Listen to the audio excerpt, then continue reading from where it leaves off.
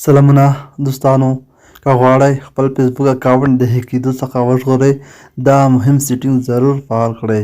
یعنې که چیرته ستاسو اکاونټ څوک وغواړي چې داخل شي یا ستاسو پاسورډ د هغې کس لاس ته ورشي او وغواړئ چې ستاسو اکاونټ ته داخل شي په اسانۍ سره داخلېدلی شي. خو که چیرې تاسو همدغه سیټینګ پرې وکړلو نو بیا به هېڅوک نشي کولی چې ستاسو فیسبوک اکاونټ ته داخل شي.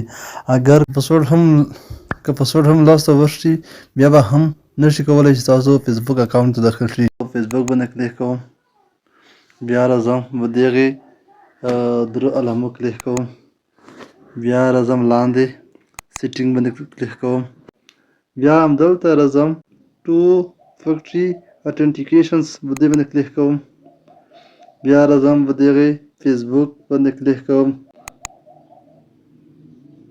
ټرای انادر وی باندې کلیک کوم، کنټینیوز باندې کلیک وکړئ. یا همدلته تاسو یو جیمیل انتخاب کړئ، زه همدغه جیمیل انتخابوم، بیا به نیکسټ کړئ. همدغه جیمیل ته به یو کوډ راشي، همدغه کوډ زه سره حلم، همدغې به د غټ بټن ورڅخه وځم، بیا راځم جیمیل ورته سرچ کوم، جیمیل همدلته شته، همدغه ځای ته تاسو جیمیل ته همدغه کوډ راولولو، همدغه کوډ په کاپي کړه همدغه ځای څخه، بیا به راشئ همدلته په دې کنفرمیشن کوډ کې به یې پیسټ کړئ، بیا به یې ډن کړئ، بیا به یې نیکسټ کړئ، لږ ورته انتظار شئ. همدغه ځای څخه کریټ پاسکي هم ورکولی شئ، که نه ورکوئ ورڅخه تېر شئ. بیا په هغه طریقه باندې هم کېږي. بیا داسې ونه شول تاسو بیا راشئ ټو فیکټري اتنټیکیشن باندې بیا کلیک وکړئ، بیا تاسو په دې فیسبوک اپشن باندې کلیک وکړئ، هغې نه وروسته تاسو بیا راشئ لاندې تاسو ته بیا دوه اپشن درکوي، یوز سیمز او وټساپ. غواړئ چې تاسو ته میسیج ته دغه کوډ لوډ شي که وټساپ ته لوډ شي.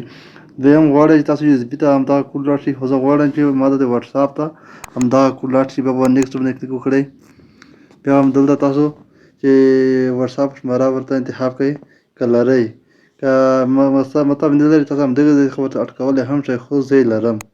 وټساپ شمېره ده همدا ورته انتخابوم، بیا یې نیکسټ کوم، یو لږ ورته منتظر شئ، بیا همدغه وټساپ ته په دې وټساپ به کلیک وکړئ، بیا به راشئ همدغه دا کاپي کوډ باندې به کلیک وکړئ، بیا به راشئ همدلته به همدغه کوډ پیسټ کړئ، بیا به یې نیکسټ کړئ، لږ ورته منتظر شئ. تاسو خپل جیمیل اکاونټ ته تاسو خپل پاسورډ ورکړئ چې کوم اکاونټ تاسو خپل فیسبوک اکاونټ جوړ کړی وي، بیا به یې کنټینیو کړئ، نه وروسته به یې ډن کړئ. کومه خبره مې درته وکړله که نه، همدغه کوډ جیمیل اکاونټ ته هم سي، خو څه ستونزه پیدا کړله. که جیمیل اکاونټ ته لا نه لرو نو تاسو کولی شئ چې سیمز د لارې همدغه کوډ ترلاسه کړئ. که د سیمز د لارې نه وي د میسیج د لارې همدغه کوډ تاسو کولی شئ د وټساپ د لارې هم ترلاسه کړئ. په راتلونکي ویډیو کې به اډیشنل میتھډز همدا به درته وښایم چې دا څومره مهم دی د هغې ټو فیکټري اتنټیکیشن کوډ دپاره، همدا به هم درته وښایم په راتلونکي ویډیو کې. که ویډیو درته ګټوره وه نو لایک یې کړئ، تبصره یا کمنټ وکړئ او سبسکرایب یې هم هېر نه کړئ. که کومه پوښتنه لرئ لاندې کمنټ سیکشن کې ولیکئ، خامخا به ځواب درکړم. تر بلې ویډیو پورې بخیر.